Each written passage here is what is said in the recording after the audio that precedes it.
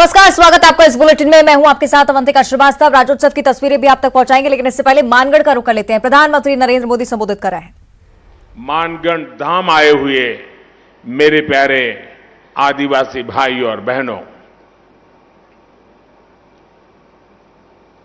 मेरे लिए खुशी की बात है कि मुझे आज फिर एक बार मानगढ़ की इस पवित्र धरती पर आकर के सर झुकाने का अवसर मिला है।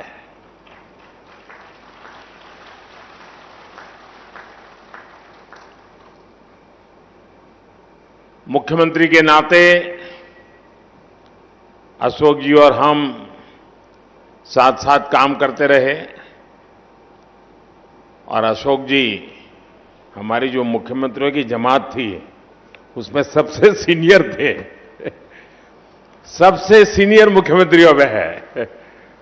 और अभी भी हम जो मंच पे बैठे हैं उसमें भी अशोक जी सीनियर मुख्यमंत्रियों में से एक है। तो उनका यहां आना, इस कार्यक्रम में उपस्थित रहना, साथियों, आजादी के अमृत महोत्सव में हम सभी का मानगढ़ धाम आना, ये हम सबके लिए प्रेरक है, हमारे लिए सुखद है। मानगढ़ धाम जनजातीय वीर वीरांगनाओं के तप, त्याग, तपस्या और देशभक्ति का प्रतिबिंब है। ये राजस्थान, गुजरात, मध्य प्रदेश और महाराष्ट्र के लोगों की साझी विरासत है। परसों यानी 30 अक्टूबर को गोविंद गुरु जी की पुण्यतिथि थी।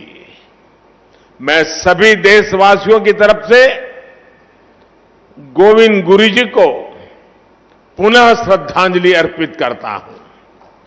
मैं गोविंद गुरु जी की तप तपस्या, उनके विचारों और आदर्शों को प्रणाम करता हूं। भाई और बहनों, गुजरात का मुख्यमंत्री रहते हुए मानगढ़ का जो क्षेत्र गुजरात में पड़ता है, मुझे उसकी सेवा का सौभाग्य मिला था। उसी क्षेत्र में गोविंद गुरु ने अपने जीवन के अंतिम वर्ष भी बिताए थे। उनकी ऊर्जा, उनकी शिक्षाएं आज भी इस मिट्टी में महसूस की जा रही हैं। मैं विशेष रूप से हमारे कटारा कड़कमल जी का और यहां के समाज का भी आज सर झुका करके नमन करना चाहता हूं। जब मैं पहले आता था, एक पूरा वीरान क्षेत्र था और मैंने आग्रह किया था वन महोत्सव के द्वारा। आज मुझे इतना संतोष हुआ, चारों तरफ मुझे हरियाली नजर आ रही है। आपने पूरे श्रद्धाभाव से वन विकास के लिए जो काम किया है, इस क्षेत्र को जिस प्रकार से हरा भरा बना दिया है, मैं इसके लिए यहां के सभी साथियों का हृदय से आज मैं अभिनंदन करता हूं। साथियों, उस क्षेत्र में जब विकास हुआ, जब सड़कें बनी, तो वहां के लोगों का जीवन तो बेहतर हुआ ही, गोविंद गुरु की शिक्षाओं का भी विस्तार हुआ। साथियों, गोविंद गुरु जैसे महान स्वतंत्रता सेनानी भारत की परंपराओं के, भारत के आदर्शों के प्रतिनिधि थे। वो किसी रियासत के राजा नहीं थे, लेकिन फिर भी वो लाखों लाखों आदिवासियों के नायक थे।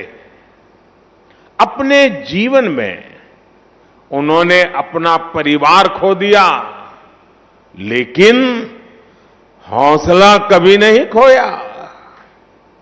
उन्होंने हर आदिवासी को, हर कमजोर, गरीब और भारतवासी को अपना परिवार बनाया।